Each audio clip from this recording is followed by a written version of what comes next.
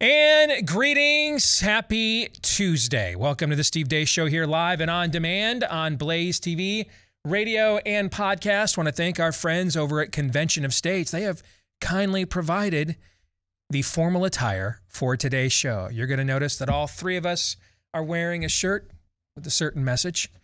So we want to thank Convention of States for that. Let us know what you think about what we think. Oh, by the way, that's Todd and that's Aaron. I should have mentioned their names, not just called you them. Pronouns. Steve at stevedeace.com is how you can email us. DEACE. Go to Facebook if you like to be lied to with our hashtag Facebook approved takes. And you can follow me on Twitter at Steve Deace Show, MeWe, Parler, Gab, and Getter. You look for my name there and then look for clips of the show when you go to rumble.com/Steve Deace Show. Again, rumble.com/Steve Deace Show. Don't go to the other platform. You'll get censored there. We are. Go to Rumble, where you are free of censorship at rumble.com/Steve Deace Show. We're going to have, we're now well over 100,000 views with our interview with Dr. Ryan Cole from last week on Rumble. So thank you. That's very important information. Please keep sharing that with as many people as you possibly can. All right, coming up on the show today, we will be joined at the bottom of the hour. Another guy that was one of the OGs in pushing back here on COVID stand last year. And I mean, I've retweeted this guy about 150 times in the last year and a half. And just the other day I said to you, why have we not had this guy on? I realized we should have had this guy on like 6 times by now, right? All right. So Justin Hart is going to join us here. He is one of the folks that helped found the website Rational Ground. And he has some data looking for a correlative parlay here, if you will, between vaccination rates across the country and mortality rates with COVID. And wait until you hear what he has to say. That is coming up here at the bottom of this hour. Well, and then he's got some new data looking at California and Florida, comparing them to dramatically different approaches to COVID. So, of course, we would expect to see 2 dramatically different sets of numbers, right? Tune in at the bottom of the hour and find out. Fake news or not, at the top of next hour. I just, you know, I'm beginning to contemplate just going full Dr. Strangelove with this time and era in which we live, where I'm just going to learn to relax and love the atomic bomb. All right. I got a newfound friend in Naomi Wolf. I'm affirmatively quoting Bill Maher and Andrew Sullivan. All right. In the overtime today at blazetv.com/Deace, we're going to go Yaz King with an NBA player pontificating on cultural issues. All right. I mean, these maybe we need to enjoy some diversity, maybe, in terms of allies for the times in which we live, right? Well, the fight against COVID stand is actually one of the most truly diverse enterprises. It is. In recent history. Yes, it far is. More diverse than the so-called diversity we were sold as a bill of goods that ultimately is choking the life out of this country. Yes. I mean, one night after Jimmy Kimmel attempted to take a statistic completely out of context in order to trash Ron DeSantis in Florida, Bill Maher was on there the very next night saying, basically people like you, liberals like you, are scaring the bleep out of folks unnecessarily, right? Yes. Okay. This isn't, in fact, don't check this box. It doesn't exist. I didn't think that this was on a list. I thought it could never happen. I'm going to turn 10 to 15 minutes of my show over. I can't even believe I'm going to say this. I can't. But you know what? I'm the kid born to the 15-year-old mom. I should realize lots of things are possible. Do you right? believe in miracles, Steve Deace? Yes, yes. I'm going to turn over a not insignificant amount of time on my program next hour to Russell Brand. And it's not for mockery. It's not for parody. This is just like straight up prophesying. I mean, this isn't just some of the best political analysis I've seen in some time. It's among the most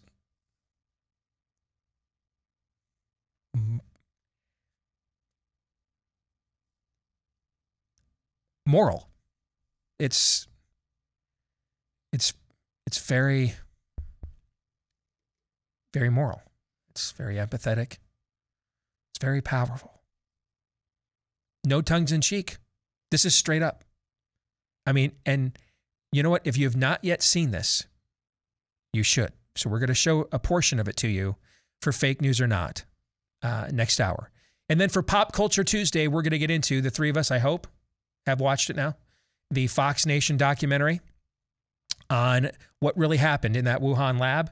And we're going to give our thoughts, and we're actually going to talk to the Aussie reporter who is the host of the documentary and wrote the book that accompanies it. She'll be on the show. I think it's on Thursday, right? All right. So we're looking forward to that conversation for Pop Culture Tuesday as well. Now, how much equity do you have in your home? Don't find out the hard way because you've become a victim of the cybercrime known as home title theft. Now, here's how it works. First, cyber thieves search hundreds of public databases looking for high equity homes, maybe like yours. Next, they pull your home's online title, forge your signature on what's called a quick claim deed, stating you have sold your home to them, and then they take out equities or take out loans against your home's equity. And a lot of times you don't find out until those things in the mail you never want to see start showing up. And you know what? You're not going to be covered by your homeowner's insurance nor your mortgage lender. That's why you want to get covered by our friends at Home Title Lock. So protect your most valuable asset, your home. And if you register your address right now for free, they're going to throw in a $100 value. It is a complete title history of your home to make sure it is free and in the clear and has never been or attempted to have been tampered with. They'll give that to you for free today. Normally $100, but free today at HomeTitleLock.com. Again, that's HomeTitleLock.com. All right, it is now time for Aaron's rundown of what happened while we were away. What happened while we were away, brought to you by God, also known to some as Moderna or Pfizer. New York Governor Kathy Hochul spoke at some sort of church over the weekend where she said this. Hear me and rejoice. You have had the privilege of being saved by the great Titan. You may think this is suffering. No. It is salvation. Whoops, wrong clip. We are not through this pandemic. I wished we were, but I prayed a lot to God during this time. And you know what? God did answer our prayers. He made the smartest men and women, the scientists, the doctors, the researchers. He made them come up with a vaccine. That is from God to us. And we must say, thank you, God. Thank you. And I wear my vaccinated necklace all the time to say, I'm vaccinated. All of you. Yes, I know you're vaccinated. You're the smart ones. But you know there's people out there who aren't listening to God and what God wants. You know this. You know who they are. I need you to be my apostles. I need you to go out and talk about it and say, we owe this to each other. We love each other. Jesus taught us to love one another. And how do you show that love? But to care about each other enough to say, please get vaccinated because I love you. This is right before her press conference yesterday where she announced the state would be firing likely thousands of nurses in New York for not taking the jab. I will be signing an executive order to give me the emergency powers necessary to address these shortages where they occur. That's going to allow me to deploy the National Guard, who are medically trained. Yes, you heard that right. The state of New York will be quartering soldiers within their hospitals in order to meet the expected shortage of nurses. And now today in coronavirus history, 4 months ago, the CDC released the following guidance. Fully vaccinated people can stop wearing masks. In completely unrelated news, President Biden took his booster shot with his mask on and answered a question about how many people need to be vaccinated in order to go back to normal. I think we get the vast majority, like is going on in some industries and some schools, 97, 98%. In further unrelated news, the Harvard Business School is closed and moved classes online because of the uncontrolled rise of breakthrough cases on campus. Harvard has a 95% vaccination rate amongst students and staff. Alberta, Canada Chief Health Officer Dina Hinshaw had this to say about counting COVID cases. If individuals choose to not get tested for COVID but are home with an illness, they're now counted in the list as being part of that outbreak. Prime Minister Justin Trudeau announced, "We've reached an agreement with Pfizer for 35 million booster doses for next year and 30 million in the year after. This deal includes options to add 30 million doses in both 2022 and 2023, and an option for 60 million doses in 2024. Project Veritas released another sting operation, this time targeting a businessman and a scientist with Johnson & Johnson. So if it were your kid, would you get them vaccinated? I don't think they need it. So what would you say? Homeschool or get the vaccine? Honestly, I don't think a kid needs to get it. Thank you. You know? You shouldn't have to get a vaccine, you're a kid. You know? The White House announced its plans for its New World Order-esque Build Back Better agenda, and boy howdy did the talking points go out with a plum. Biden tweets, "My Build Back Better agenda costs $0. Representative Pramila Jayapal adds, As I said to the president, and I heard him say, this is a $0 bill. On CNN, why is that 3.5 trillion figure misleading? Because it doesn't really represent anything. It's this weird shorthand that's been used, but in fact, the bill itself will not cost $3.5 trillion in the sense that it will be entirely or at least partly paid for. So the actual cost in terms of deficits will be smaller than that, perhaps even zero. Jen Psaki says, this package, the reconciliation package, would cost $0. Speaking of Psaki, she doesn't seem to understand the concept of businesses passing on higher taxes to the consumer. There are some, and I'm not sure if this is the case in this report, who argue that in the past, companies have passed on these costs to consumers. I'm not sure if that's the argument being made in this report. We feel that that's unfair and absurd, and the American people would not stand for that. And finally, comedian Ryan Long is back with what happens when the experts disagree. Hi, my name is David Jones, and I'm an expert. I just wanted to let you know that we are right in the thick of this fight against COVID. The science and all experts are in complete agreement that we are just at the beginning stages of this fight against COVID. I'm actually also an expert, and I slightly disagree with you. Really sorry about that. So we are all really in agreement. So anyways, sorry, do you mind if all of the experts are in complete agreement. Yes, we agree. And that's what happened while we were away. Here's Montage brought to you by Keeps. You know you've got a million reasons to be stressed out these days. Stressing out about, though, receding hairlines and male pattern baldness doesn't have to be one of them, because with Keeps you get the same doctor-recommended, FDA-approved hair loss treatment, but they're the generic versions. So you only pay about half the cost, and once more, you get more called convenience, because it's all done online. You answer a few easy questions, snap a few pics of your hair, and then a licensed doctor will review your info and recommend the right hair loss treatment for you, and even more savings on the back end. 50% off, half off your first order. So savings on the front end with the generics, and then all that convenience. You do it at home. Savings on the back end with half off your first order to get you started at keeps.com/grow, Keeps, at keeps.com/grow. There be devils there. I mean, there's just, I mean,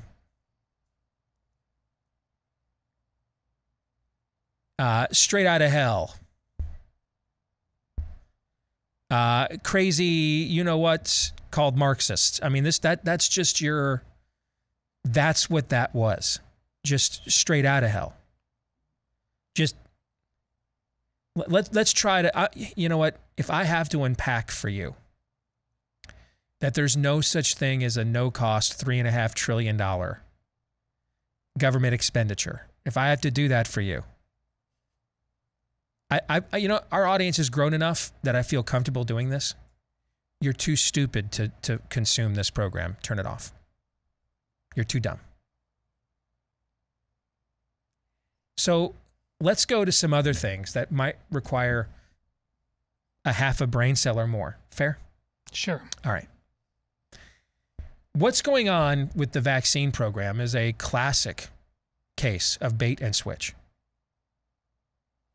A classic case. This is the equivalent of I waited in line to get a 75-inch LED 4K TV Black Friday, that they were selling for $99.99. And oh, by the way, turns out they only had 4 of them for sale.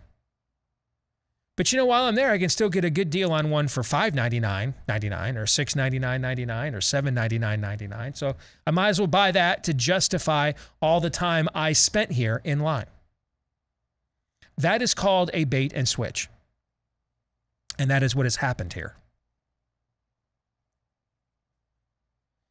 Whether it's what Justin Trudeau announced yesterday, with the White House's polling now over the objections of the Food and Drug Administration. And by the way, the vote against this, folks, was not close. This wasn't one of those 5-4, the Supreme Court by 1 vote decided our way of life is over on everything things. It was 16-2. A 16-2 vote by an FDA panel that was minus 2 people who resigned from it prior to the vote in protest of all of this. What you need to know. Here's what you need to know. I'm going to tell you the straight up truth. If you are vaccinated, here's what you purchased. You purchased a product with a much more limited shelf life than what they promised you. You purchased a product that is now outdated against its current opponent.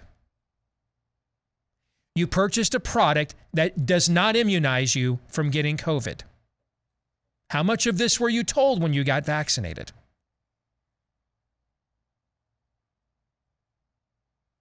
Here's the other thing you've purchased.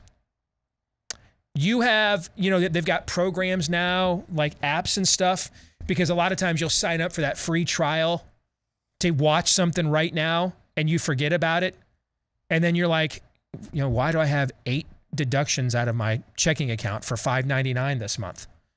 And there's like programs that if you give them your email address and stuff, they'll go in and look at everything you're signed up for to make sure, hey, do you want to continue subscribing to that? Right? Okay. That's what this is, too. It's that, too. You have signed up to be a human test subject in an ongoing set of experimentations for the first ever mass injection of human beings with messenger RNA technology. That is what you've signed up for. I'm sure almost all of you signed up for this believing that you were doing something good for you and others, and that this was a one-time thing you would suffer through. Maybe in a few years, maybe a booster might be required, but that you would neither get COVID nor give it to someone else. And you certainly, if you did get it, wouldn't get a serious case.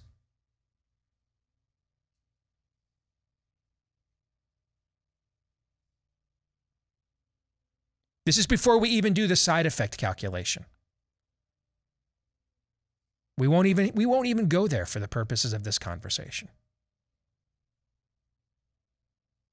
Instead, here is what you have signed up for.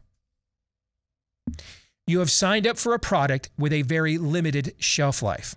You have signed up for a product that is frankly outdated and playing from behind against the current strain of contagion. And therefore, you have signed up to be a human test subject in a series of ongoing experiments of what happens when, for the first time in human history, we inject this messenger RNA technology into people again and again and again and again. Now, you may be morbidly obese and diabetic. You may be 75 years old. You may be immune compromised. You may be work around people who are in those settings and you serve them. You maybe have to house a mother-in-law or a mom or a father-in-law or a father or a child who is immunocompromised. And therefore, your risk calculation with side effects is irrelevant to you. And even this conversation is irrelevant to you because you're facing a different, clear, and present danger. Understandable.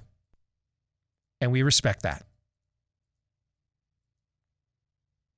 For those of you that are not in that situation, however, you need to read the fine print here. You need to know what it is you're truly purchasing. If you think I got this J&J jab once because they wouldn't let me participate in an event, they wouldn't let me go back to work, and so you did J&J, which we have the least amount of data on, and the data we do have, frankly, is not great.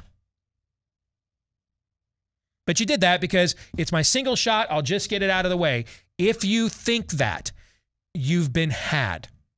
You have fallen prey to a bait and switch. Instead, you have signed up for a program where you will be asked, if not required, to be repeatedly re-injected. And the J&J is not even the messenger RNA tech. You're a test subject. That's what you are. Now, you may be okay with that. You may have gotten excellent results. You may have not seen a lot of adverse side effects. And so you're okay with that. And that's okay too. Because we actually believe in like freedom on this program. But all of you deserve to know what you signed up for. You deserve to know. She might be so hot that it's okay. It's okay if you're, dealing with the clapper every now and then. And you've made that calculus. I can't do any hotter. I can't do any better. So, we all have our crosses to bear. Cool.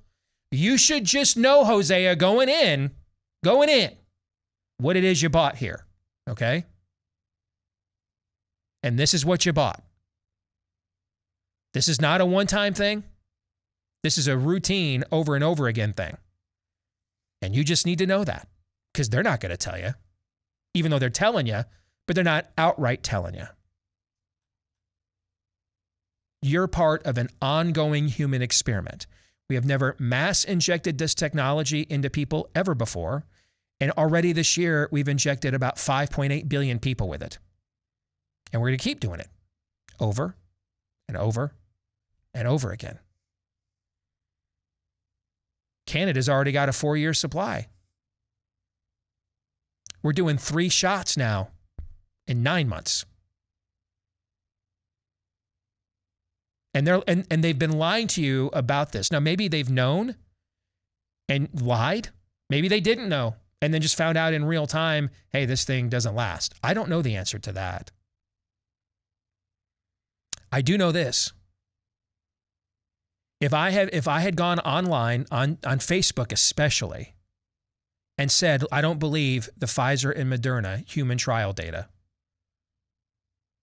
you're looking at repeated boosters.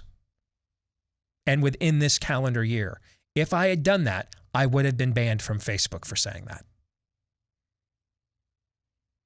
And yet, a few months later, here we are. You may think, well, it will still help me prevent me from getting a serious infection. Tell that to the majority of hospitalizations in Wales and the UK that are now fully vaccinated. The governor of New York doesn't think you're apostling correctly. Apparently, well, that, she's actually about to lose 83,000 disciples, looking at the numbers of people in New York State that so far have not, of hospital workers that have not gone along with the vaccine mandate. It's more than 83,000 employees. So enjoy your quote unquote dark winter in New York State, minus 83,000 frontline workers who a year ago at this time were heroes we could not question. While some of them made TikTok videos, they were heroes above reproach and unquestionable. And now suddenly they are dissidents. for daring to dissent or ask a question or have a contrarian view. 1 year later, life comes at you fast on the animal farm. Snowball. I'm not here to tell you to get vaccinated or not. I'm here to inform you of what it is without any political agenda at all. I don't have any other than vaccine mandates for a product that doesn't immunize are beyond medically immoral and unethical before we even get to the constitutional question. But that's also a separate question from whether you should make the choice to get vaccinated or not. We're here to help you make an informed choice, and you need to know what it is you bought. Because the CDC is the William H. Macy character in Fargo. You're going to buy that undercoating, I promise. Now, you may think the vehicle's worth it, and you're desperate enough for a ride. I get it. But just know what you bought. That's all. And you're going to keep buying it over and over and over again. Gentlemen, you have any thoughts? Well, a couple days ago, I tweeted there is no government, there is no science, there is no education, there is no journalism, there is just the cult versus reality now. And if you don't understand that after what you watched today, I got nothing for you. I do not have the ability to communicate past that level of denial. You're on your own, and whatever comes of you, it's on you. And just don't bring it to my doorstep, because you're going to that level of ignorance and denial is forcing the hand of the rest of us to simply say, listen, it's you or me when it comes to the things that I love.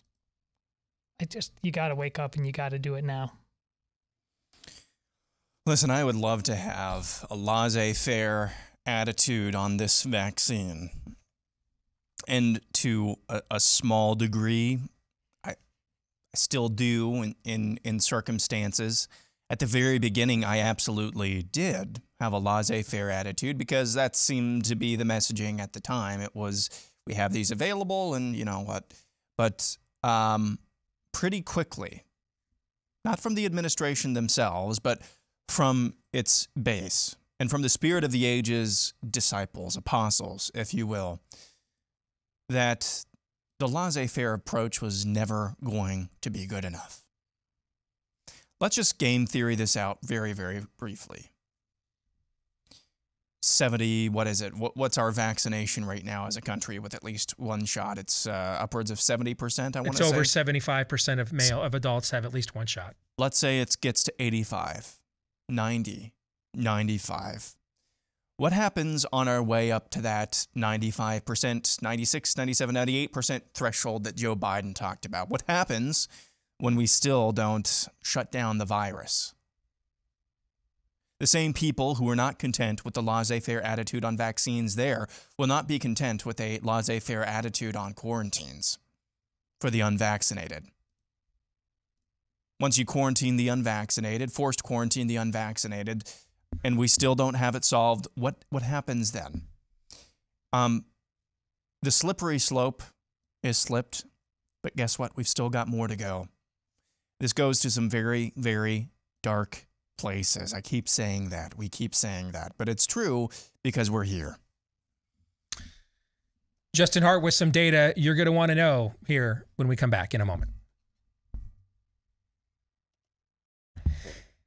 Well, maybe like me, you've got a sweet tooth and you struggle with the challenge of choosing between nutrition and good taste. You don't anymore. I don't anymore. That's why I absolutely love Built Bar. It is the greatest protein bar of all time. And that is not, trust me, I've tried a bunch. There's none even close. It's like a candy bar, the texture of a candy bar, but none of the fillers and calories you get out of a candy bar. I busted out the coconut brownie chunk. Opened that up this morning.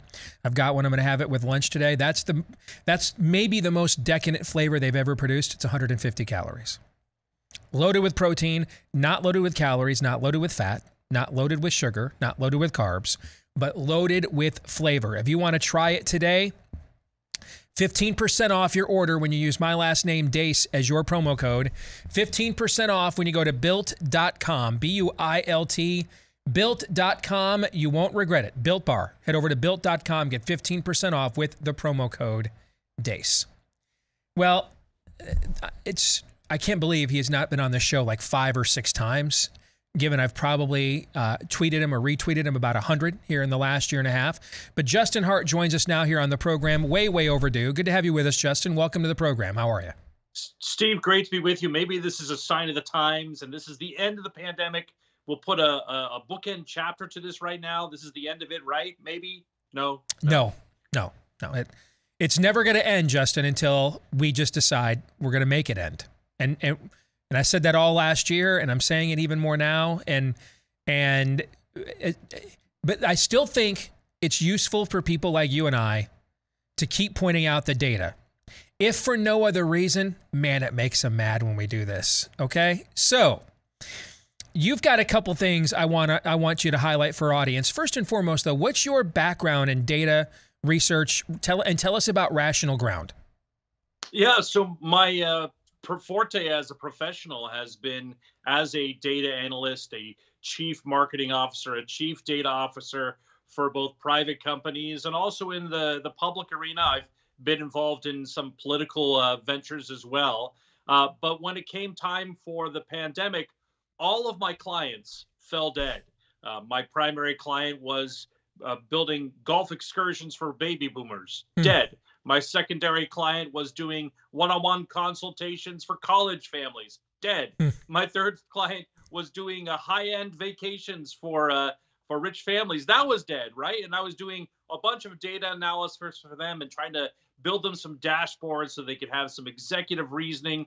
And I thought when I had some time on my hands, that's what we needed first and foremost with this pandemic was some actual reasoning and some dashboards. And that's why we started rationalground.com to become one of the central locations that you could go to get your sort of fix of sanity.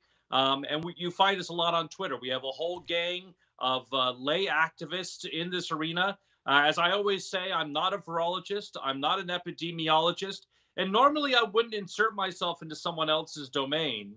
But they sure seem to be inserting themselves into my domain, my kids' education, my business, my health, my future. And so they'll forgive me, I hope, if I check their math, because I checked it and it's wrong.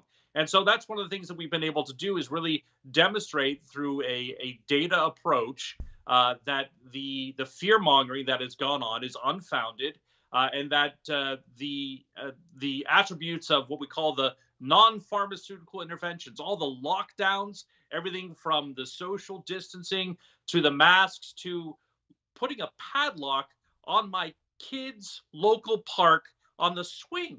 I mean, this is unfounded, ridiculous stuff, and we've been able to point this out both just through logic, reason, and of course, back it up with data. And that's our background. Let's go to the data. Let's talk about California and Florida.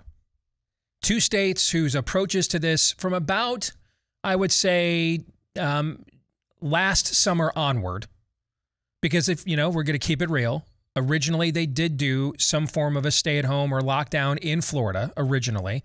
Now, he was one of the last states to declare one while spring break and everything else was going on, but he did declare one for a while. Governor DeSantis did. And it was really about last summer when they started looking at real-time data and realizing this is not the plague we were promised, that he began to unfurl his state's toe dipping into what he calls Fauciism today.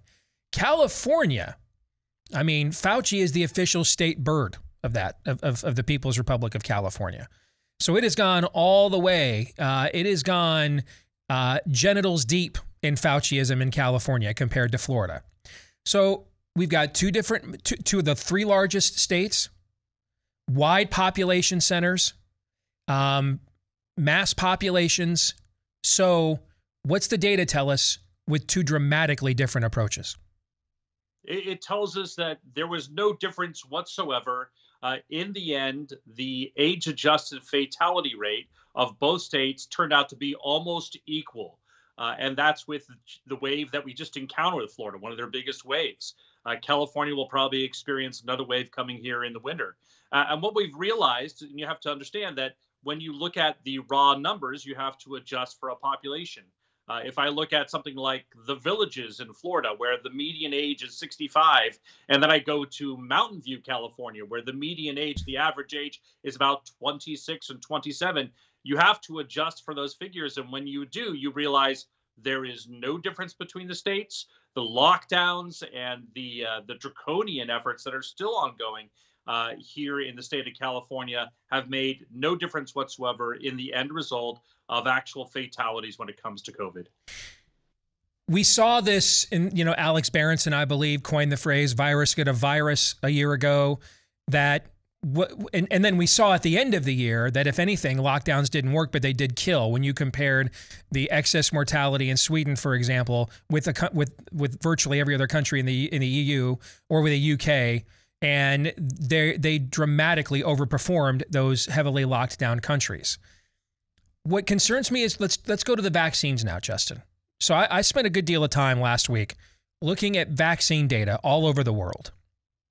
I looked at seasonality, I looked at regionality, and brother, I gotta tell you, I struggled to find like any discernible pattern. And that's not good, okay? I mean, it just all seemed like really random. Spain and Portugal is my favorite example. Where the cases and deaths in Spain are dramatically lower than they were at this time a year ago. And the reason why I like those two countries, they're two of the 5 most vaccinated countries in the world, and they share a landmass together. They border each other. And so Spain's deaths and cases are dramatically lower. Portugal's are way higher. Now, we could probably ascertain some of this is natural immunity in Spain, because of what the virus did in their population a year ago. Portugal went into lockdown, not wanting that to happen here. But I don't know that it accounts for like all of the discrepancies in numbers there. I saw no discernible pattern. I think you're right, Stephen. So what are you saying? Yeah, look, my recommendation has always been on an individual basis. If you are over the age of 65, or if you have some serious comorbidity, if you are acutely obese, it's probably a good thing for you to get the vaccine. It looks like it's going to help with some of the severe disease. But even the 6-month trials, the safety trials for both Pfizer and Moderna have come back, and they took 36,000 people in each of their groups, the ones that tested for the vaccine and the ones they gave the placebo. And guess what? Out of each group, 15 people died. So the end result was the same number of deaths, but it seems to help on an individual basis. And what you realize very quickly is that that's not going to solve the wave. We've seen this, for example, in Florida. If you look across Florida, Texas, Mississippi, Georgia, and Arizona, and a few other states, the curve of hospitalizations was exactly the same. And that's with vaccines going through the roof. We're seeing this now in the Northeast, where you just had Harvard cancel all classes, the most expensive streaming service you could ever buy. And here they go, and you see in Massachusetts where the population is vaxxed to the hilt, and it does not seem to stop the wave. Again, it's a different thing to say the vaccines don't work. I believe they can help on an individual basis, but as far as actually changing the course of the pandemic, there is no evidence that they can do that at all. And I think part of that problem is, one, it is a viral pathogen. And you might as well put forth your puny hand to stop the Mississippi River as to stop a respiratory viral pathogen. I think the other part is that we are over-testing, and the details that we have on the statistics around hospitalizations from reporting in The Atlantic and New York Magazine and elsewhere, that as high as half of all hospitalizations are in the hospital for something completely different other than COVID. And when you have half of hospitalizations that are being counted as COVID but are not there for COVID, there is no way you're ever going to stop the curve unless you change your testing regime. And so we are over-testing, we're over-counting, and when that happens, there's no end to the pandemic. We can go on like this forever. You went to look for a correlation between vaccination rates and case rates. And you found the same thing I did looking at various countries around the world. You found the same thing here in the U.S. Total randomness, no rhyme or reason really whatsoever. No correlated parlay this is here. Data put together by the CDC for me. All I did was took it down and put it in a graph, and it showed by age range that every single age bracket from the time the vaccines were available and started being used in late February, early March, as soon as they got, the cases dropped 75% for each age group before any of those age groups even reached 10% of a vaccination rate. And then vaccination started building up and building up for each age group. In the most, at-risk group, in the 65 plus, they are an extremely vaxxed up group, and their case rates are through the roof. Now, I don't know about you, but this is obviously not what the vaccine was promised. The vaccine by Fauci, quote, was promised 100% effectiveness against hospitalization and death. And Walensky, the CDC director, went on, and this is just like late March, early April, and said, these vaccines, from the data we produce, you will not carry the infection with you if you are vaccinated. That's what we call a sterilizing vaccine in the epidemiology and virology industry. And these are not sterilizing vaccines. Just like, for example, if your kid gets the chickenpox, you don't need to have them get a vaccine because a actual infection is as good as the vaccine, and the vaccine is sterilized. That is, it'll make sure they don't get the chickenpox, except for upon a very, very rare occasion. And now we know that there are vast numbers of people, as the effectiveness of the vaccine wanes after 5 to 6 months, that they're going to be looking at this very strongly and saying, is that the case? What's happening? It seems the Moderna vaccine is working better than the Pfizer, but no one quite knows. Look, it took us 5 years as the FDA to approve ginkgo biloba, that Chinese herb that you can get over the counter at any supermarket, right? It took them 5 years to approve that. And here we are a year into this new vaccination with new technology, and we tested it on a massive amount of people. But there is no set of cliff notes, Steve, for the time factor involved here, right? You can't cheat the time factor and say, well, let's see what happens after 6 months, after 8 months, after 12 months. And unfortunately, for the testing that they did, where they had a group of people that were offered the placebo and a group of people that were that offered the vaccine, they broke the study. That is, they gave the people with the placebo the actual vaccine and told them, you got the placebo, let's take care of you. So now we have zero data as to what the effectiveness of these things will be a year down the road and beyond. And that's with adults. When we get to kids, it's even a greater disaster because we don't know what the effect is for a population where you cannot even measure statistically the impact on our children. Since the course of the pandemic started in 2020, 56,000 children have died of something other than COVID. About 400, 500 children have died of COVID on the records there. And so your kids are about 128 times more likely to die of something else. As one of my colleagues said, parents, you got 128 problems and COVID is just one of them. I've got about a minute here. Who is the vaccine hesitant, Justin, when you looked at the data? Yeah, the CDC actually performs these surveys for us. They've done so since April. And it turns out that the vast majority of the hesitant actually maps directly to the risk factor. That is, about 20% of people who are hesitant say they will probably or definitely not get the vaccine are very, very young people who have zero risk involved in this thing. Yes, there are some rural people. Yes, there are some people that are in poverty that won't get this. The uninsured are less likely to get vaccinated. But for the vast majority, when you look at the statistics, and I wish they'd release the crosstabs for me, but from the data analysis I've seen, it basically mirrors the risk. If you are under the age of 45, your chances are almost statistically zero. Every 20 years under the age of 80, you have a 10% less likely chance of dying of COVID. So if you're 60 years old, then your chances are 10 times less likely than the average age of death for COVID, which is 80. If you go down to 20 years old, it compounds. A 20-year-old, Steve, a 20-year-old is 1,000 times less likely to die than an 80-year-old. They have a better chance of getting hit by lightning or even dying from shards of glass. This is just, we have to get reasonable about the risks that are involved here. and understand that there are much more frightening things in our life, like our kids missing school. Justin Hart, great work. Check him out on Twitter, but especially at rationalground.com where he can't be censored. Really appreciate your work, brother, over the last year plus. Keep it up and God bless, okay? Steve, great to be with you. Thanks for all you do. Yeah, you bet, brother. Take care. Oh, wow. Hey, you know, we've been telling you about Rough Greens for a while on the show here. It's the supplement powder you sprinkle on your pet's food in order to put back in all the vitamins, minerals, and nutrients that were likely taken out before the food left the factory, for the same reason they do that with our food. Mass consumption, distribution. That's why we people have to take, as humans, so many supplements these days. And now there's one for your pet to give him the vitamins, minerals, and nutrients at all he needs. But you might be wondering, how will I know if my dog likes it? Well, good news for you. We're going to give you that first 14-day jumpstart bag from Rough Greens for free. You just pay for the shipping, but the bag is free on us when you go to roughgreens.com and see if you don't see a difference in your pet in 2 weeks or less. Roughgreens.com. RUFF is how it is spelled. Just go to roughgreens.com. Again, the bag is free. You just pay for the shipping. Or you can give them a call at 833-ROUGH-DOG. Again, that's 833-ROUGH-DOG.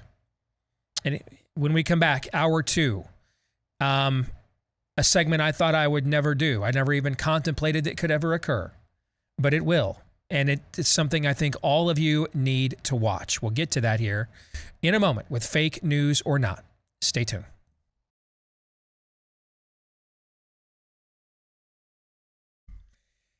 Back with hour 2, live and on demand here on Blaze TV, radio, and podcast. Steve Deace here with Todd Erzin, Aaron McIntyre, and of course, there's all of you. Let us know what you think about what we think via the stevedeace.com inbox. steve@stevedeace.com is the email address. That's DEACE. You can also get lied to by me by finding and liking me and following me on Facebook with our hashtag Facebook approved takes. That's the regime narrative that Fakebook approves and wants distributed on its platform. So I give them what they want with my own special twist at hashtag Facebook approved takes.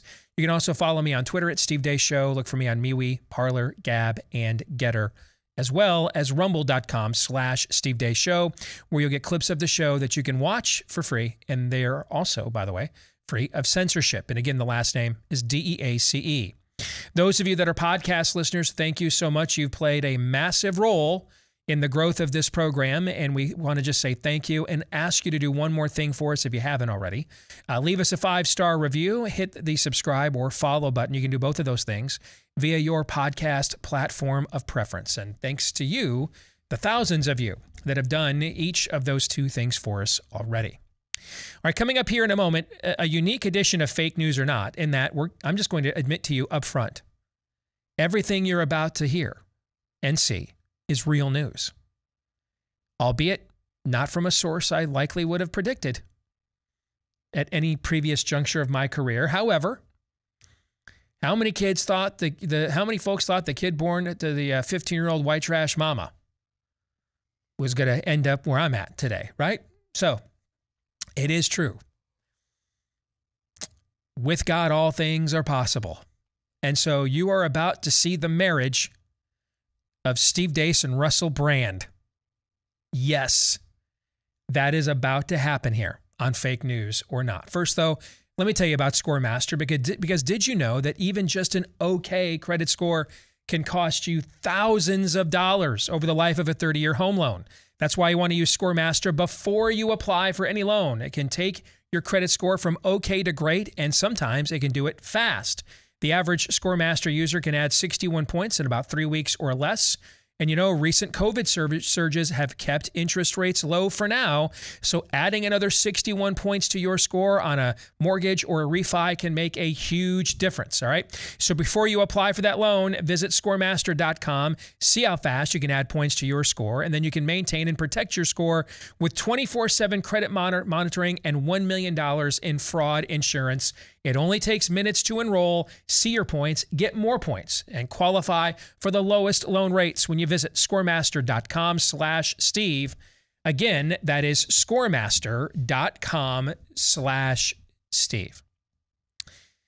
So, a buddy of mine sent this to me, and this was just such a unique suggestion. I'm like, okay, I've got to watch this, right? I didn't expect to see someone send me a note saying, hey, you have got to watch this video from Russell Brand. I was like, really? Okay. So I didn't watch it once. I've watched it 3 times now, and I'm about to watch it for a 4th. It is fantastic. It's captivating. It is eloquent. It's empathetic.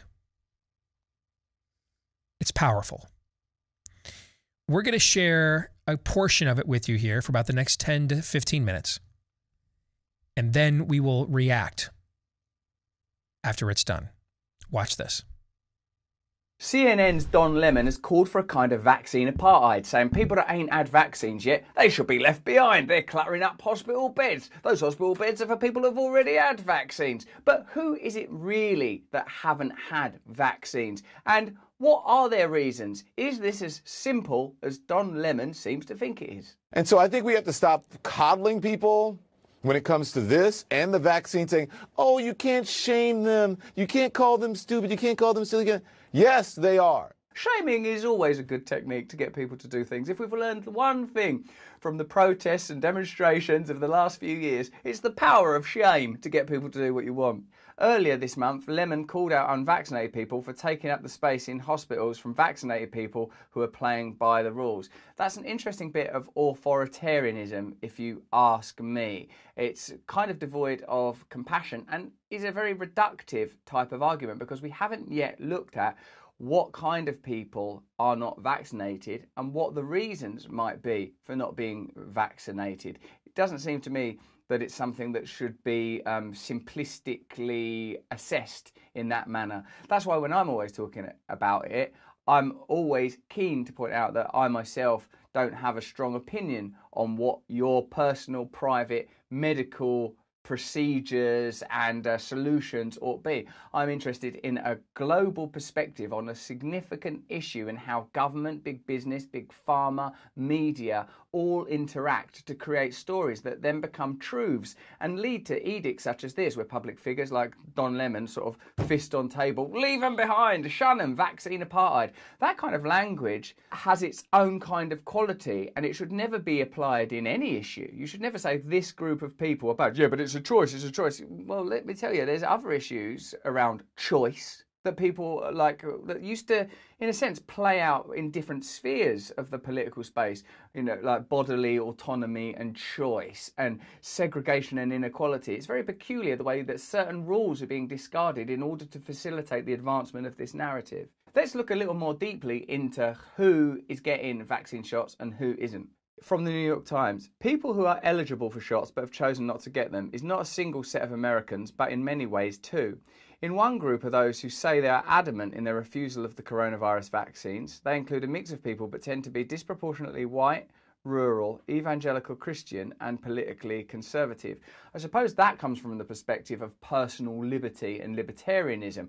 And I suppose if you're saying Christian and rural, they're not metropolitan, and if they are defining themselves as Christian, their primary authority is a religious rather than government authority, that they take their moral and ethical guidance from a spiritual or at least dogmatic, depending on your view of Christianity, perspective, rather than from, I'm down with what the government wants. In the other group are those who say they're open to getting a shot, but have put it off or want to wait to see before making a decision. They are a broad range of people, but tend to be a more diverse and urban group, including many younger people, Black and Latino Americans, and Democrats. This poll from the Kaiser Family Foundation says, unvaccinated adults cite a variety of reasons why they've not gotten a COVID-19 vaccine, with half citing worries about side effects and the newness of the vaccine as a major reason. Other major reasons include just not trusting the government.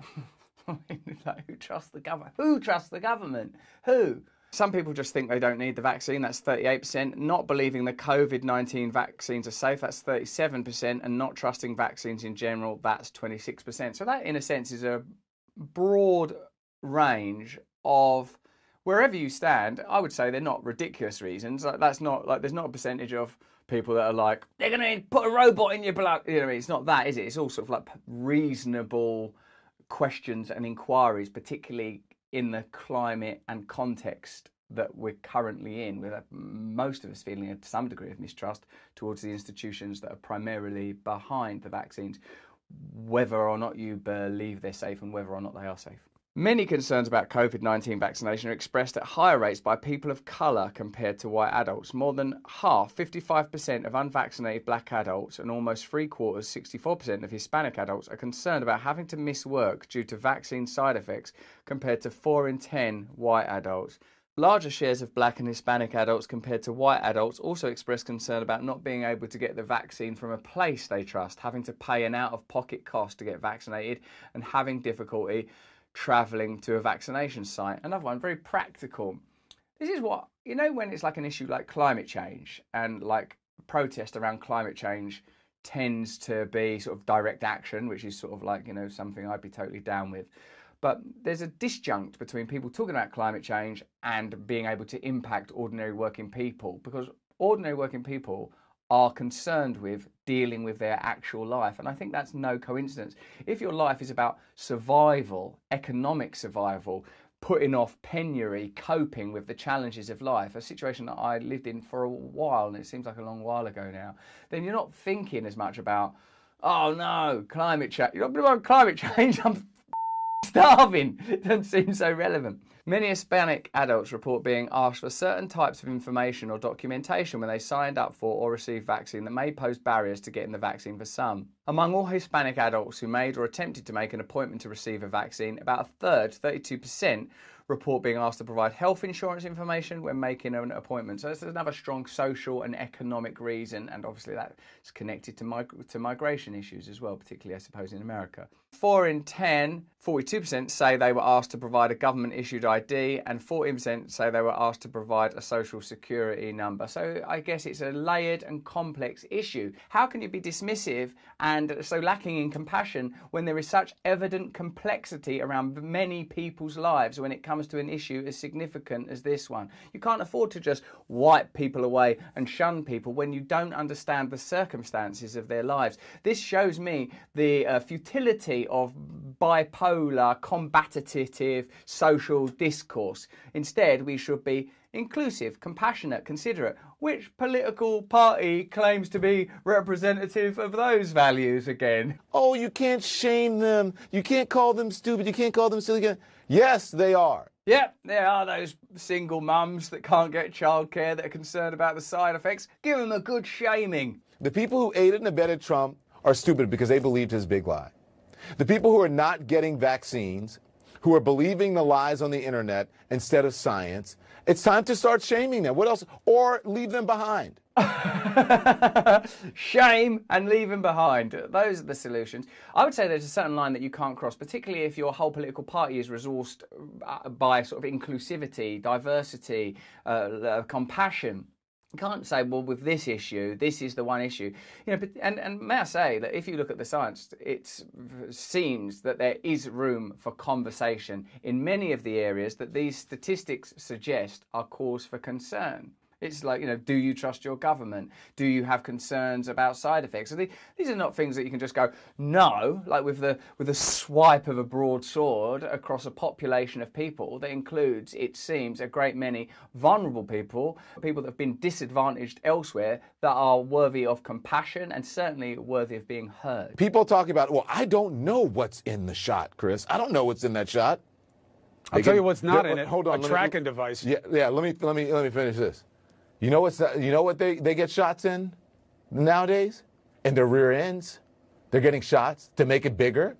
They're getting shots in their face. They don't know what's in Botox. Certainly there are some hypocrisies. People are willing to embrace some treatments, eat certain types of food. Like, we do go through life blindly consuming products, but you can't say that there isn't good reason for suspicion while being on CNN, one of the dominant broadcasters that creates all of this antipathy, division, contradiction, deception, conflagration. All these things are brought about because of like mad stuff that comes out in the media. Stuff, you know, we've got other videos that point out direct lies that these broadcasters tell people continually. How can you expect their trust when you haven't earned it? I will say, Don Lemon's got a nice face. And he seems like maybe he's a beautiful person, I guess, I don't know. But I don't agree with what he's saying pretty strongly when it comes to shaming, leaving behind, not considering complex arguments, being dismissive, not acknowledging the role of media in creating the current suspicion and heightened awareness and doubt that exists around this issue. And I don't mean like right-wing or left-wing media. I mean the entire integration between government, big business and big pharma. How could that not generate mistrust when you see people in the revolving doors, oh, now they work there, oh, this legislation is being passed, oh, the FDA is funded by the very things that is supposed to be regulating. How are you meant to trust? I had an issue, I told you, Chris, when my family was here and they were saying, well, I don't know, I said, you know how you got here to visit me in New York? You took an airplane. What is that? Science. See that? That's science. Science is everything. That's so mental. That's so mental. Of course it is. Of course science has good and bad outcomes, but science is a subset of capitalism. If people could make money from those airplanes, they wouldn't be flying. And when I say capitalism, what I mean by that is the current system of exploitation, propped up crony capitalism. In case you're concerned, let me know in the comments below if you want me to learn a new lexicon. You can't just say science only brings about good things, like it's a lovely, friendly, lovely old granddad science issuing stuff. There's been all sorts of complications. The opioid crisis, do you know what that was? Science. But that's too dismissive and simplistic. Science underwritten by profit motives. You know why people live to be older than 40, 50, 60 years old these days? Science. That's science as a religion. Science is just a bunch of research and investigation that can have amazing outcomes. One of the many areas of human endeavour that is beautiful and brilliant. But if you corral it beneath a corrupted system, then the outcomes will necessarily be corrupted. You can't use such reductive, simplistic arguments, particularly not when doing something as important as dismissing a whole class of people, a significant number of people, and saying that those people are unworthy of compassion. Once contempt enters into an argument, incredible things become possible. Elsewhere on the internet, you'll find people saying we're on the brink of civil war, or that there could be new sort of forms of fascism on the rise. Well, they may not come from where you think they're going to come from, particularly not when you hear discourse of this kind under the guise of liberalism. You know what is so contradictory about it? When people get sick, they go into the hospital and they say, throw it all, give it to me, inject it, put it in me. And you're going to pay a whole lot of money. And you're going to tax the medical system when you could have gotten it for free and you wouldn't be in that position in the first place. You're going to question the vaccine, but you want to take a horse dewormer. Making the choice to call ivermectin a horse dewormer is a propagandist choice. That's a linguistic choice. I've got no opinion on what you should do with your health, but that's an interesting choice and a further decision that makes you believe perhaps they have an agenda, that they're pushing an agenda, that they're not objectively conveying news. Mainstream media is in serious trouble because it's become entertainment and it's become propaganda. This is obviously bigger than Don Lemon, who I'm sure as a human being is a lovely guy. But with regard to this particular issue, he's advancing arguments that lead to division, that are reductive, that are condemning people that if you had to look in their eyes, you wouldn't be as comfortable condemning. If you had to experience the challenges they're facing with childcare, if you had to go through the reasons they might be doubtful about the government, I don't think it would be so easy to condemn them. This is a call for compassion, open-mindedness, and understanding of nuance, and not to be reductive around such complex issues. But the mainstream media has to do that. Okay, let's cut it short there, because I think by now you got the point. I mean, I think that's just absolutely fantastic. The idea, you got in an airplane science. In 1932, did people just jump on airplanes without any questions? How's this work? What's a propulsion system look like? How safe is this? Right? How many people were previously injected with messenger RNA technology prior to January of this year? A very scant few, because there had actually even been very few human trials of this technology prior to the mass vaccination of it this year. We had never done a mass injection of this until this year. So were you considered? Were you rain dancing or consulting a local shaman if you were concerned about taking a transatlantic flight in 1935? You didn't. Those weren't legitimate questions to answer. Of course they were. I mean, Lemon's analogy is, well, a lemon. Okay, I mean, you want to talk about people appropriately named. But back to Russell Brand, how good was that? And your thoughts on it, Todd? I'll let you start. Well, I haven't seen him in a while, but it's not surprising to me that he did something like this, because he had been pretty active doing videos like this, and he did have some sort of moral conversion himself. He's a rehabbed drug addict at the very least, and I believe maybe even a sex addict of some kind. If I'm wrong about that, I'm wrong about that. But he's used that personal revelation to do this before. And at the end, when he talks about how you do the kind of thing that you wouldn't do to them if they were right in front of you, and all the reductionism, the accusatoriness. Well, here, what he just doesn't quite go as far as saying, because he's clearly bringing an olive branch, but Don Lemon is doing exactly what he wants to do, condemning. That's his faith. There's nothing about diversity in Don Lemon's worldview. He very much is about the us and the them. He's got his own version of the wheat and the chaff. He is the white witch who slayed Aslan and then took the hair from his mane and put it on himself. He's the embodiment in how he lives his life and what he says of the God killer. That's how far he wants to go with this. He cannot stand that anybody has a difference than him in how they view the world. So Russell Brand was outstanding. He simply, because he was being kind, did not go far enough in just how dangerous the Don Lemons of the world are. They are nothing short of Nazis. Yeah, condemning that's the part of his religion. I mean, you look how happy it's almost like a cathartic experience watching that video of Don Lemon. And there's one other part of this. I can't really add a whole lot to the overall monologue of Russell Brand there, because it was a very middle. I think there's places I wish he would have gone, like natural immunity, that he did not go. But I think that's a pretty middle of the road, compassionate takedown of this entire subject. And that's sorely missing, really, from all. Like I said at the beginning of the show, I wish I could have compassion. I wish I could have a laissez-faire attitude about this vaccine, but there are people out there who will not allow and who are not content with the laissez-faire attitude. Here's one thing, though, that I keep seeing pop up with increasing frequency, and it's that piece about the supposed hypocrisy of people who are willing to get injected with Botox, or willing to do drugs, or willing to eat foods that are wholly unhealthy for them, but unwilling to get the jab, and how that's sort of a hypocrisy. You're not making the argument that you think that you're making. You are right. You are not making the argument you think you're making. You're comparing the vaccine to all of those terrible things. I thought this was supposed to be about our health. Exactly. Don't compare. If you want the people to take the vaccine, don't make these stupid arguments. But then again, with the cult, it seems like there are only stupid arguments at this point. And I wish that I could be as compassionate as...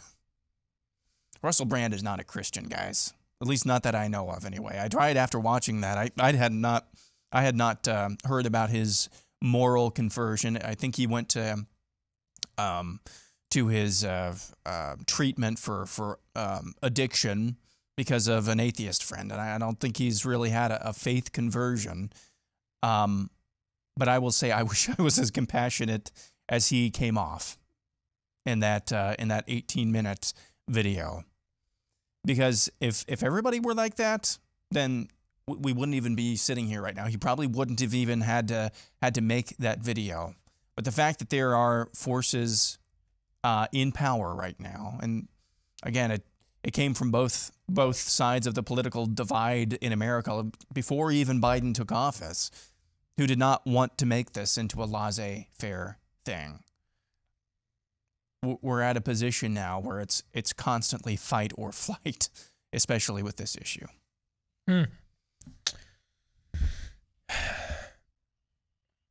I think, well, absolutely, I applaud Russell for his level of empathy, compassion, and patience. And not knowing what, not knowing how he has covered this or how intently and for how long, it's always easier to have patience with something that has not continually disappointed you or deceived you. You know what I'm saying? Mm-hmm. So I don't know how much he has done on this particular topic, but that absolutely, Aaron, does stand out. And I think it also, to use a word that he brought up a couple times, maybe shames us a little bit in our lack thereof at times. We could certainly have more. I also think, though, that when you're, see, he's having a wider conversation probably. Let me put it this way. If I was talking to the audience he was talking to, it'd be much easier for me to strike that tone. Because that's an audience that has come here to do some critical thinking from various perspectives and is here to come now and reason together. The audience, folks, that we're trying to reach, or that we're not really trying to reach at this point, we're up against, that's trying to put their boot to our throat, they don't care about anything he just said. They don't. And so it's hard for me to be that empathetic and patient naturally anyway, given my personality. But when you've made it very clear to me, you are not interested in the truth. Like if I just thought you were remotely interested in it, I'd keep coming back over and over and over again. Like I would go on that guy's show like all the time. You address this even if he asked me every skeptical question in the world, but I knew it was part of a real, authentic search for some form of objective truth. I would entertain all of his objections to my faith, if for as long as he wanted him to, and I would really enjoy the conversation. Unfortunately, in many of the arenas we're going into, when I say we, I'm not talking about the three of us, I'm talking about all of us, all of you, this whole big family on this show now, both those on opposite ends of the camera and microphone.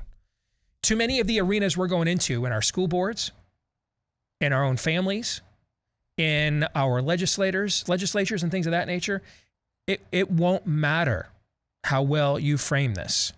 It's not that they're lazy, Bob. It's that they just don't care. And I do think that requires a far more aggressive tone. Put me in front of his audience, though. I'd sit around and just shoot the breeze with that level of empathy, or at least what I'm capable of. I don't think I'm capable of that level, but more empathy than you maybe see from me on a daily basis. If I thought this was going somewhere, as opposed to, oh, you're just here to lie to me. Okay, well, now that we've made that clear, let's saddle up. You addressed this yesterday in the difference between turning the other cheek versus fighting evil. That's basically what's going on here. I mean, Russell has a level of gravitas that I think him making this video and just trying to reasonably talk with Don Lemon and putting the mirror up to Don Lemon. Don Lemon may see that. If I do that, Don Lemon doesn't see that. But we get outside of that attempt. Right. Then right now, they're firing thousands of nurses in New York. They're beating the hell out of people in Australia. Western civilization is dying right now. So we need to be, this is a both and. We need to be able to walk and chew bubblegum at the same time. You have any thoughts on that, Aaron, before we get out of here? No, I agree.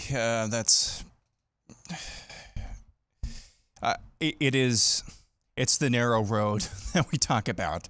Being able to see, hey, compassion for that person, but understanding who the enemy, not just your opponent, but who the enemy actually is, that can be a fine line to walk. I mean, you don't go out of your house every morning and go salt your neighbor's earth around their house. But at the same time, if they come and step to you, you better be prepared to hit back. It's that type of fine line walking, and it's really not that fine of a line when the lines are drawn this clearly. But it is unsettling in a good way to hear the compassion that comes out of somebody like Russell Brand. All right, when we come back, the outstanding documentary that is over on Fox Nation right now about what really happened in that Wuhan lab. All three of us have had a chance now to watch this. We're going to give you our thoughts. And there's a particularly, I think, troubling angle that a lot of other people won't want to bring it up because most of you won't want to hear it, but you need to. And so I have no problem being the villain. I will wear the black hat again when we come back.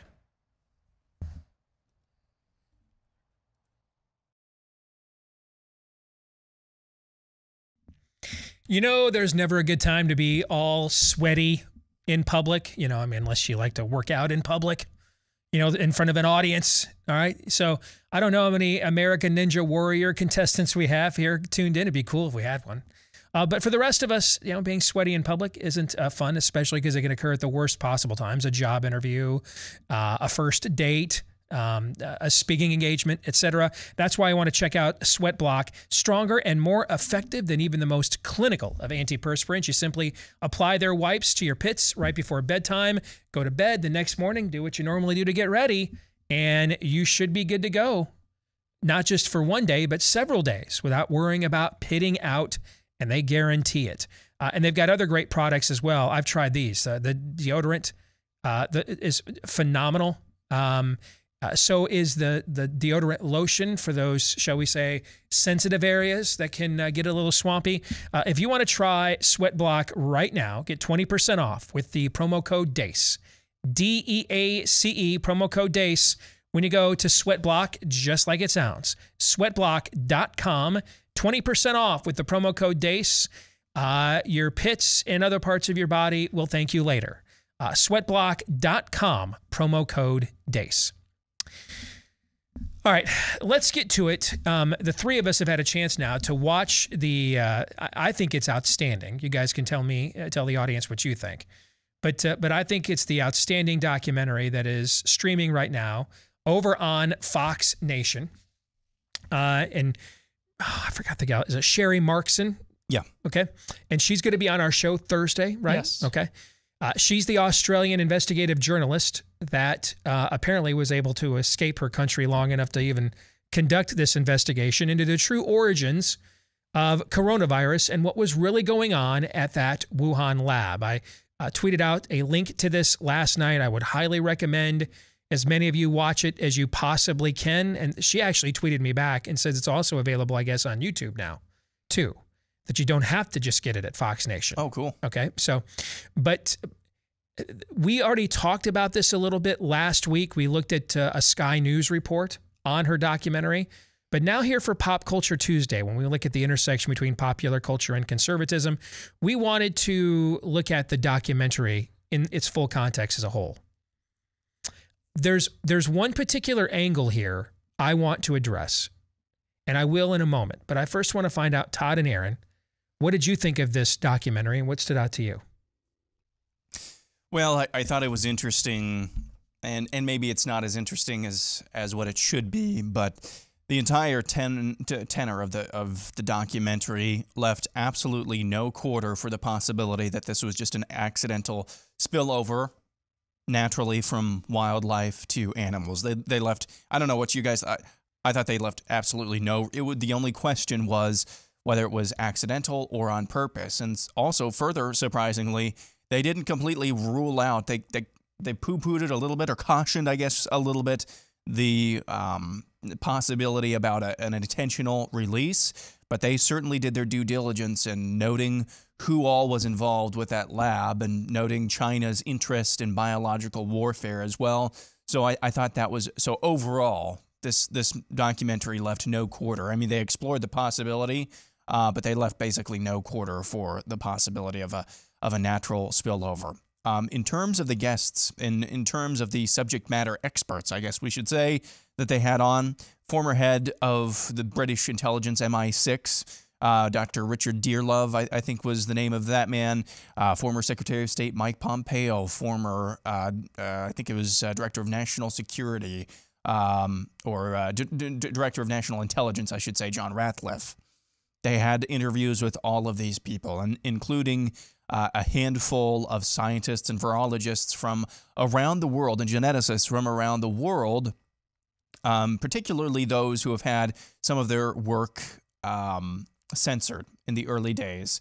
I also thought, speaking of censoring, I thought probably the last half of the documentary did a fantastic job at connecting all of the dots, all of the interconnecting dots between journals, academic journals, scientific journals, Peter Daszak, and the competing interests within the United States government, namely the NIH and the NIAID, connecting all of those dots for you. They don't spell it out in just blatant terms, but it's pretty obvious what happened in terms of, you want to see collusion? Well, we got some collusion for you between all of those aforementioned entities. Overall, and I think I know what you're going to get to here in a little bit, so I don't want to step on that too much. But overall, I mean, the documentary is I think the quintessential. I think it is the pinnacle piece of journalism, actual journalism, or at least as close to that as we can actually get, of the Wuhan lab origin theory for COVID-19. And all of this, ironically, I believe, correct me if I'm wrong, comes from an Australian journalist. So I thought that was fascinating. I'll respond to what you said really quick. I came away, I've not focused a lot on the military Olympic Games that went on in Wuhan the fall before we found out about the virus. I'm going to look a lot more closely at it after this documentary, because this documentary makes it clear that either the Chinese knew this was going on in Wuhan and still allowed these games to take place recklessly and therefore become unintentional super spreader events where these military athletes would then go back to their home countries and spread it all over the world, or as one or two people on the documentary allege, they did this on purpose as part of a military operation. I agree with you, Aaron, that I think this leaves very little room, not just for natural origins. I don't think it leaves a lot of room for an accidental leak watching it, actually. I think there's zero room for natural origin, or maybe 1%, maybe 20, 25% room for an accidental leak if you watch this documentary. Todd, what were your thoughts? You know, we've watched other documentaries in the past on the show, the ones about aliens that have been really well done and really well sourced. But at the end of watching those, you're still left with more questions than answers in many respects. It's oftentimes better questions. But here, if we lived in a sober society and you put everybody down, required viewing, the entire world, you have got to watch this. There should be emergency sessions of the United Nations. Yes. Called. Yep. To bring up the nation of China on crimes against humanity. That it's that clear. The indicting evidence of what's going on here. That's what's disturbing. And because then you finish watching this and you go back to the so-called reality that is what we just discussed in the last half hour and what Don Lemon is spoon-feeding you. and how you're getting more of that on a regular basis than what you're getting in this documentary. It's not some crazy JFK long walk at all. It is so matter of fact. She's actually trying to provide evidence about various things, the PCR test procurals, the change of ductwork, Yep. and she's asking these professional spooks, and they're like, that helps, but I already have so much damning evidence. This is just throw another shrimp on the Barbie. Yep. It's so obvious to them that people need to swing from the gallows on this, and most of the world has no idea about it. Can I respond to that real quick? Go ahead. As well. Yeah. It's something that became apparent to me in watching this as well, and maybe it's because of the source of this. We wouldn't really get this so much from a UK or a US outlet if a journalist from one of those countries got this. We need to be, yes, China deserves a lot of the blame. Who was their chief aid and abetting? Who was their chief partner in aiding and abetting them? America. That would be us. Yes. That should disturb us very much as well. One other crazy thing, I didn't know this before. The fact that when the WHO and they were working on bringing that American contingent over, they submitted 3 names of people they wanted. Dashik wasn't one of them, and they picked Dashik ended up being the. Come on, man. Come on. He's like Harvey Keitel, the cleaner in this whole damn thing. Yes.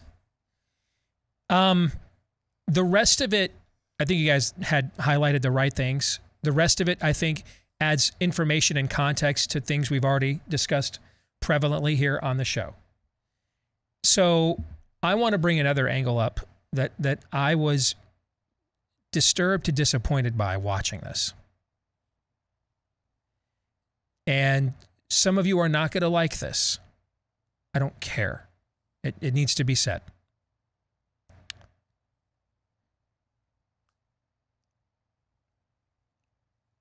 I thought overall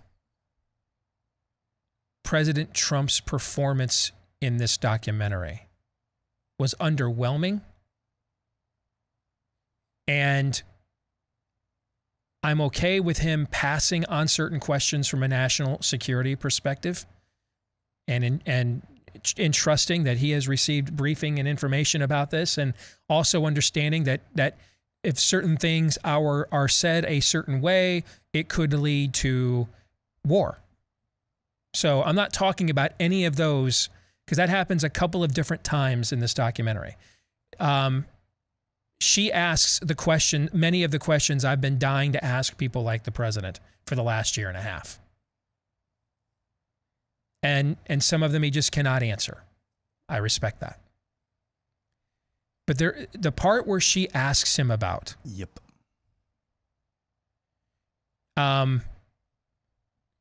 do you have any, basically she asks him about, would you have thought about how you responded to this and how much you trusted Fauci and how much you trusted this information?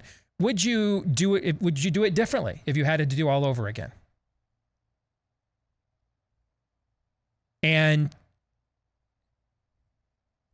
I'm just going to be blunt, guys, because I don't know how to do anything else. They stole the last election from Donald Trump, but the reason they got to do it is he committed the absolute dumbest mistake and most dumbest choice in the history of human managerialism. Lockdowns. 15 days to flatten the curve, 30 days to slow the spread, and handed the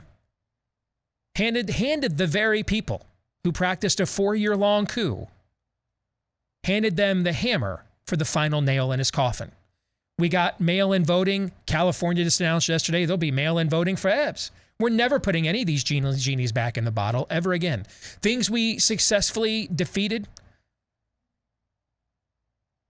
with their ballot harvesting schemes, we had defeated for a couple of decades now, to the point over 30 states had actually passed voter ID laws. Instead, we were going the other direction, our direction on this. We're never putting any genies back in the bottle on this ever again. We've lost all that stuff forever. So we better learn how to play this game to some degree. And he showed no self-awareness, no humility at all. When his audience would have been perfectly fine with it. Nobody who voted for Trump once or twice would have said, oh man, he admitted they should have been more skeptical. You know, I'm never voting for him again. In fact, you would have appreciated it. And then I think there probably would have been some people that are probably regret not voting for him right now because they don't personally like him. That might have given them the excuse to pull the lever and say, yeah, maybe he's a little bit more human than I thought after all, right? Yep. Instead, he goes in, first of all, he looks like he's aged quite a bit. If you guys noticed that. He looked like or he's less orange, one of the two. He's lost some weight for sure. But he went right into his spiel of how great the vaccines are. I'm not kidding you. You have to see this for yourself. That's what he does. This was a great response. People are telling me how great of a job we did, and we've saved millions with vaccines. He was confronted. Can I add this real quick? Sure. I thought this is where you were going to go, and I forgot about that, what you just said. He was asked specifically about gain-of-function research being unmoratoriumed during his watch. Yes. And he basically said, well, I don't know how it happened. Somebody who works for me probably made that decision, but it doesn't matter now because we got the vaccine. That, I kid you not. Yes, that was actually in the exchange I'm talking about. You added further context to it. Thank you. There seemed to be no willingness to do any level of self-assessment at all. Guys, we're 3 years from the next presidential inauguration, and we're kind of talking about let's just cancel the whole primary process, look at no other candidates, just hand over the whole party to him and just let him run roughshod, and we'll just sit here and bide our time until he can run again and come here to save us all. I don't know, man. And I don't give a damn how many of you send me angry emails. In fact, I'll take that as I'm over the target. I kind of think after making the dumbest, worst decision in the history of the U.S. presidency, which set the stage for us to now be ruled by an iron fist with a dementia-rattled mouthpiece hoisted up by 30 tyrants and his cackling running mate, I kind of think I'd like to know we did at least some form of self-awareness or, how'd we blow this thing? What mistakes did we make? Nothing. We got absolutely nothing. Didn't show we learned from any of the mistakes we made. Because he made them. That's why we're here. If he doesn't make those mistakes, we're not here right now. You're not looking at being an ongoing human trial with an experimental injection. You're not probably choking your children out for a second year in a row in school. You're not wondering if there's any point to ever voting again and if your elections have any integrity at all. There's a lot of things you're not wondering about right now that all have their origin in this decision. And he showed no awareness at all. None. Now, maybe he's not capable on a human level. I don't know. I do know this, though. We cannot just run it back. We need to know the dude learned from the mistakes that he made. Otherwise, it's going to make them again. And we're the ones paying a high cost for those mistakes, by the way. We don't get to hang out at the Bellagio or the Mar-a-Lago. You're the 83,000 people in New York State giving up your jobs over vaccine mandates. Wouldn't you like to know whether we learned from any of these mistakes or not? I'd like to know. John 3:17.